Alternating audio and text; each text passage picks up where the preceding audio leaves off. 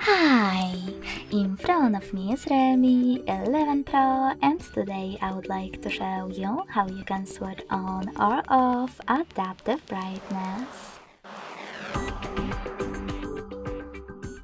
Begin by going into settings and scrolling down to access display and brightness. Following that, tap on this gray switcher next to auto brightness feature. And as you can see, after that, auto brightness is on. But you can always switch it off by tapping on the same no blue switcher again. You can also just go into tap menu and click on this little icon with a sun located next to brightness slider to switch on or off this option.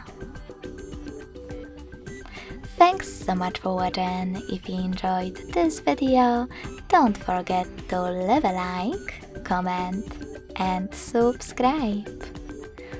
Bye!